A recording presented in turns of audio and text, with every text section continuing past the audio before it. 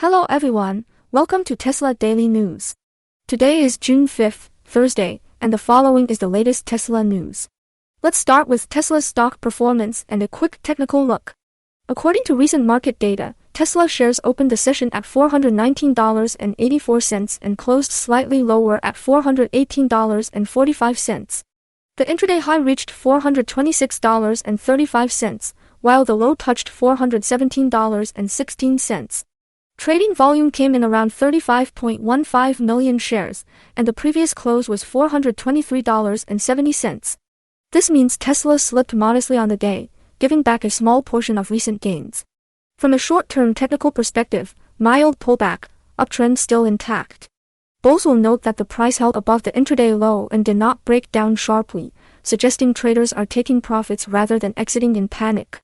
Bears, on the other hand, may point out that the stock could be entering a brief consolidation phase after a strong run, especially with macro uncertainty in company-specific headlines in the background. For long-term investors, this kind of modest move is usually noise rather than signal. What matters more are underlying business developments, regulatory risks, and the competitive landscape. With that in mind, let's move on to today's key Tesla-related stories that could influence sentiment over the coming weeks and months. According to Bloomberg, Tesla has reached a confidential settlement with several workers who accused the company of pervasive anti-black racism at its California factory, while a much bigger trial brought by California's civil rights agency is still looming. In a court filing reported by Bloomberg, Tesla settled with 3 workers whose individual cases were about to go to trial in Oakland. Trials were scheduled to start this week, but the settlements have effectively taken those specific cases off the calendar. Claims by at least 2 other workers are still pending, and importantly, the broader lawsuit filed by the state's civil rights enforcement agency remains on track for a jury trial. From an investor's perspective, there are several angles to consider here. First, legal risk and financial exposure. Confidential settlements usually mean the dollar amounts are not disclosed, but they are typically sized so both sides are willing to walk away. In isolation, a settlement with a small group of workers is unlikely to be financially material for a company of Tesla's scale. However, the larger state-level case could be much more significant if Tesla were to lose at trial or feel compelled to settle on a broader basis. That could involve not only financial penalties but also mandated changes to workplace practices and monitoring. Second, reputational risk. Allegations of systemic racism at a flagship California plant can impact Tesla's brand with employees, regulators, and a segment of consumers. For a company that positions itself as a mission-driven, cutting-edge employer of global talent, repeated reports of discrimination claims may make it harder to recruit and retain diverse, high-skilled workers. Over time, that can subtly influence operational performance and innovation capacity. Third, regulatory and political climate. The fact that California's civil rights agency is pursuing a broader case signals serious scrutiny of Tesla's labor practices in a state that has been central to the company's growth story. If the agency ultimately prevails, it could embolden other regulators or plaintiffs elsewhere to challenge Tesla on similar grounds. That could increase compliance costs and legal overhead going forward. For Tesla enthusiasts, it is important to separate support for the company's products and mission from a clear-eyed view of operational and cultural weaknesses that need to be addressed. Improving workplace culture and ensuring robust anti-discrimination safeguards are not just ethical imperatives, they are also good risk management and good business. Investors should watch for the following developments. Whether additional individual cases are quietly settled in the coming months. Any public filings that shed light on the state agency's evidence and legal strategy. Tesla's own communications regarding internal investigations, training, or policy changes. If Tesla can demonstrate that it is seriously addressing the underlying issues, the long-term impact on valuation could be limited. If, however, the company appears defensive or dismissive and the state case produces damaging public testimony or documents, that could weigh on sentiment, particularly among institutional investors with ESG mandates. According to 45 Segundos, a Colombian outlet reporting on consumer law, Tesla's purchase contracts in Colombia contain several clauses that shift risk and responsibility onto buyers, potentially creating future headaches for customers and regulatory scrutiny for the company.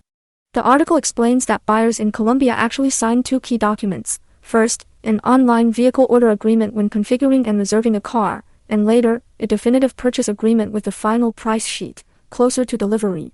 Both documents are adhesion contracts, which means the terms are set entirely by Tesla and the consumer can only accept or reject them, without negotiation. For investors, here are the most relevant contract features and their implications. Deposit risk and cancellations. When a buyer places an order, Tesla charges a so-called order fee. According to legal analysis cited by 45 Segundos, once the order is placed, that amount is treated not as a refundable deposit but as compensation for Tesla's costs. If the customer cancels or changes their mind, Tesla keeps the fee. In markets where customers are accustomed to fully refundable reservations, this can produce negative surprises and public complaints. Over time, a pattern of dissatisfaction could attract the attention of consumer protection regulators. In Colombia, the consumer law framework is relatively robust, and a practice that many people perceive as unfair can quickly become a reputational issue, even if technically legal. Right of withdrawal and customization loophole. Colombia's consumer law grants a right of withdrawal in many distance selling cases, allowing consumers to return a product within a set period. However, there is an exception for products manufactured or adapted to the buyer's specific preferences. The law firm cited in the article argues that Tesla leans heavily on this exception. If a customer configures a Tesla with specific colors, finishes, options, or accessories, the company treats it as a personalized product. Under this interpretation, once delivered, the car cannot be returned under the standard withdrawal right. In contrast, buyers of a car pulled from existing inventory may have more room to invoke that right. From a business standpoint, tight return policies can protect margins and planning in a capital-intensive sector. Yet, if regulators or courts later decide that Tesla's use of the customization exception is overly aggressive, the company could face orders to change practices, reimburse customers, or even pay fines. Payment structure. Tesla reportedly requires all payments to be made through banking channels, explicitly banning large cash transactions. On top of that, the company limits buyers to a maximum of 3 separate payment transactions for the total amount. Operationally, this can streamline accounting and reduce fraud or money laundering risk. But in a market where banks often impose daily transfer limits, customers might have to coordinate with their banks to temporarily raise caps. If they fail to do so in time, they could miss Tesla's payment deadlines, triggering delays or contractual penalties. From an investor lens, the main risk is not financial but reputational. A perception that Tesla is inflexible or difficult to pay could slow adoption. Arbitration and access to justice. Perhaps the most concerning clause from a consumer rights perspective is an arbitration agreement that channels disputes into an arbitration tribunal at the Bogotá Chamber of Commerce, instead of regular courts or lower-cost administrative mechanisms. The contract reportedly allows buyers to reject the arbitration clause, but only if they explicitly do so in writing at the time of signing. Arbitration can be faster and more predictable for companies, but it usually entails higher upfront costs than filing a complaint with a public consumer protection agency. The article points out that in practice, this could discourage consumers with smaller claims from pursuing them, because arbitration fees and legal costs might exceed the value at stake. For Tesla investors, the key point is that such clauses might not age well. As Tesla grows in Colombia and other emerging markets, consumer authorities may decide to scrutinize arbitration and non-refundable fee structures. If authorities deem them abusive, Tesla could be ordered to revise contracts, reimburse prior customers, or face penalties. Strategically, Tesla is using a relatively standardized approach to digital sales and contract terms worldwide, which helps scale quickly. But as it expands into diverse legal environments, the probability of localized regulatory pushback increases. Investors should be prepared for periodic flare-ups in national media and occasional interventions from consumer regulators. Over the long run, Tesla's global growth thesis depends on reaching mass-market buyers beyond early adopters. That requires not just compelling products, but also a reputation for fair dealing. Adjusting contract terms market by market to align with local expectations may slightly increase legal complexity but reduce regulatory risk. According to the Freitag, in a piece by Michael Jaeger discussing a new book about Teslocracy, Tesla's Gigafactory in Grünheide, Germany, is portrayed as a symbol of a broader trend where powerful tech capitalist actors push large industrial projects through with limited regard for democratic process and environmental constraints. The article places Tesla's Grünheide factory alongside Henry Ford's early assembly line plants as defining elements of new accumulation regimes in capitalism, with their own regulatory modes, state relations, and ideological narratives. In this framing, Teslocracy describes a system where the priorities of Tesla and its billionaire leadership exert outsized influence over public policy and local communities. From an investor's standpoint, why does this matter? First, permitting and regulatory pathways. The article emphasizes that Tesla's Gigafactory near Berlin was effectively pushed through in a water-scarce area where, critics argue, it should not have been built under normal planning rules. The perception that rules were bent or fast-tracked for Tesla can become a political liability. In Europe, where environmental and community participation standards are high, such allegations can translate into legal challenges, stricter future conditions, and political campaigns targeting the company.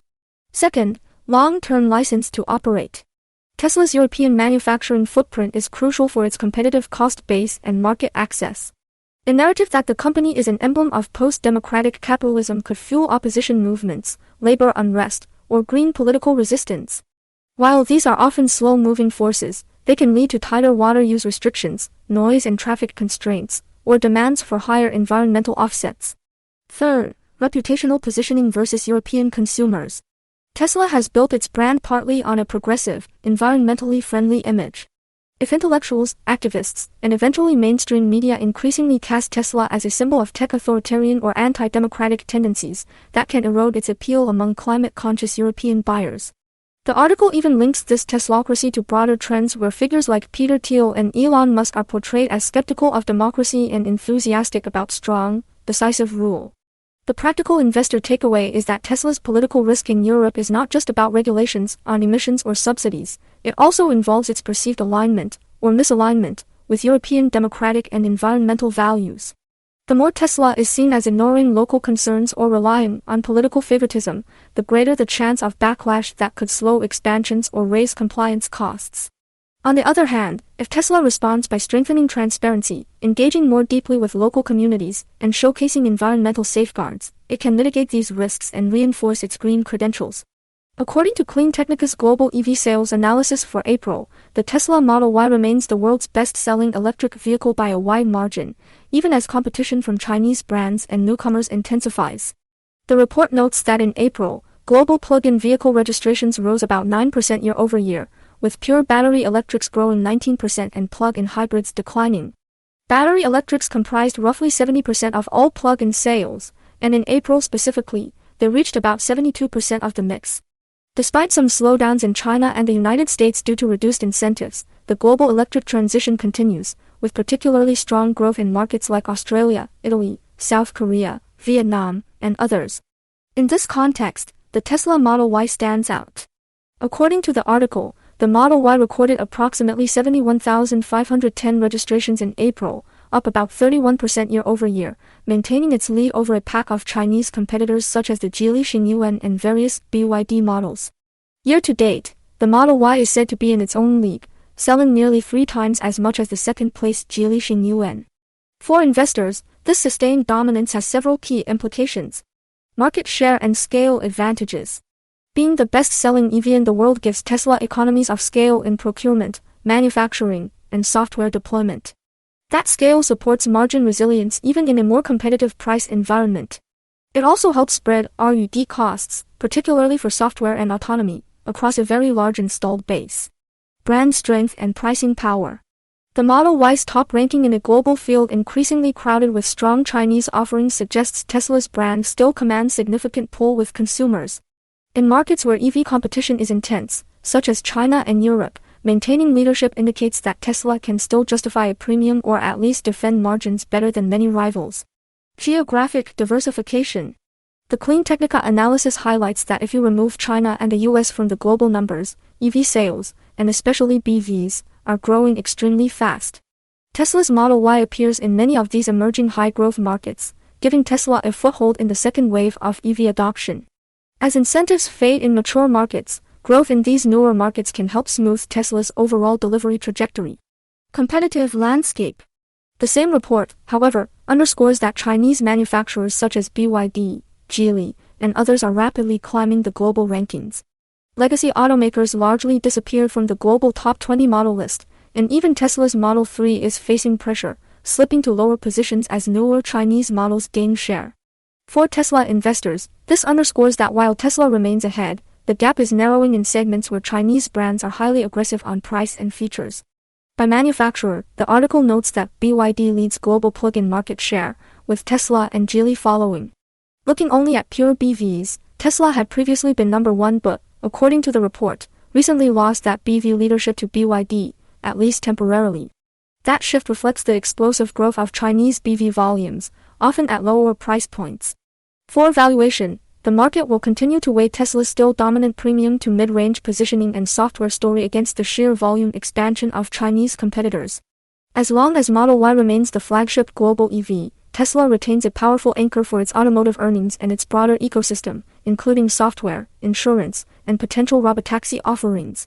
According to CleanTechnica's coverage of the Australian market, Tesla and BYD are essentially trading the top spot as the country's leading EV forces, with Tesla's Model Y reclaiming the crown in May as both the best-selling battery electric and the best-selling vehicle overall across all powertrains. In May, about 107,000 passenger vehicles were sold in Australia.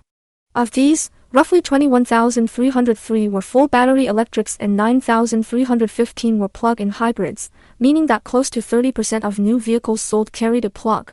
Battery electrics were up around 111% year-over-year, and plug-in hybrids more than tripled. Within this surge, the Tesla Model Y delivered about 5,605 units, making it not just the top EV but the top vehicle in the entire market, the first time an EV has taken that gold medal in Australia. Year to date, the Model Y has sold over 12,000 units in that market alone. At the same time, BYD is rapidly expanding, with models like the Ceylon and Atto series, and is now positioned as Australia's second best-selling brand overall, just behind Toyota. Many headlines have shifted from calling BYD a Tesla killer to a Toyota killer, highlighting that the real disruption is happening to traditional internal combustion incumbents rather than Tesla itself. For Tesla shareholders, this Australian story illustrates several broader themes. First, proof of concept for mass EV adoption. Australia was historically seen as a relatively slow adopter of EVs, with weak incentives and long distances. Seeing Tesla's Model Y become the top-selling vehicle overall supports the thesis that, given adequate product, price, and charging infrastructure, mainstream buyers will embrace EVs even in markets once thought resistant. Second, competition dynamics with Chinese brands. BYD's aggressive expansion in Australia and its near parity with Toyota in brand rankings show that Chinese EV makers are not just a China story, they are globalizing quickly. For Tesla, the presence of strong Chinese competitors can be a double-edged sword. It raises consumer awareness and accelerates the market shift to EVs, but also intensifies pricing and feature competition. So far, Tesla's Model Y is proving resilient and even dominant in this competitive field, especially at the higher end of the mass market. The fact that Tesla regained the top spot from BYD's Ceylon after a brief loss suggests a robust underlying demand for the Tesla brand and product. Third, policy tailwinds. The report notes commentary from Australia's Auto Industry Association that new emission standards are encouraging manufacturers to bring more low-emission vehicles to the country, increasing both choice and technology availability. Regulatory stability and growth in public charging infrastructure are highlighted as critical for sustaining investment. For Tesla investors, this underscores how policy frameworks in previously lagging markets can quickly shift and open profitable opportunities. Australia's shift mirrors, in miniature, what could happen in other regions once regulations and charging build-out cross certain thresholds. Investors should monitor how Tesla balances pricing and availability in Australia relative to BYD and other Chinese imports, as this market could serve as an early indicator of how Tesla might fare in other mid-income, right-hand drive, and geographically dispersed regions.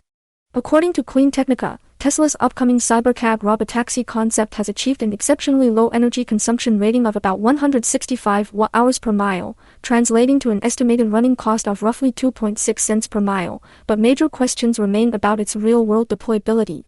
For comparison, the article notes that the Lucid Air Pure, one of the most efficient current EVs, consumes around 230 watt-hours per mile. On paper, this would make the Cybercab significantly more efficient than any mainstream EV on the market today. The article explains that this efficiency is not mysterious. The Cybercab is designed as a small, sleek, highly aerodynamic vehicle. It omits a traditional steering wheel, pedals, and other driver controls, and seats only 2 passengers with limited cargo space. By stripping out weight and volume associated with a human driver and extra seating, Tesla can dramatically reduce energy use per mile.